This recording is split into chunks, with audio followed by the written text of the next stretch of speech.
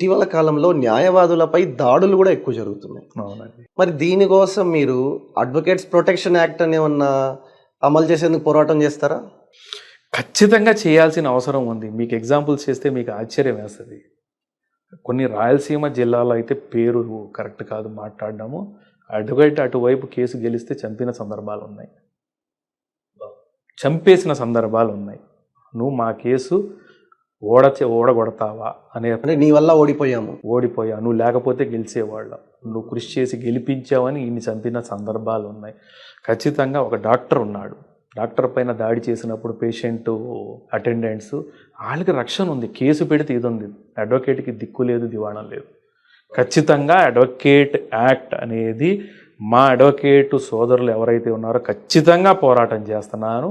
Policy పరంగా మాత్రం మేము బార్ కౌన్సిల్లో వెళ్ళిన తర్వాత ఖచ్చితంగా దీని గురించి పోరాడడం జరుగుతుంది, పోరాడాల్సిందే. ఇది మీరు నన్ను నమ్మినట్టయితే, మీ వెల్ఫేర్కి నేను ఉపయోగపడతానని మీరు అనుకున్నట్టయితే నాకు దయచేసి ఫస్ట్ ఓటు వేయండి. ఫ్రెండ్ నుంచున్నారు, లేదంటే మా రిలేటివ్ నుంచున్నారు బార్ కౌన్సిల్లో అన్న వాళ్ళు మాత్రం దయచేసి మీ బ్యాలెట్తో నా 36 serial number in the name of Ismail షేక్ని మీ బ్యాలెట్ పేపర్లో మీరు ఎక్కడ ఉంచదలుచుకున్నారో అక్కడ ఉంచండి.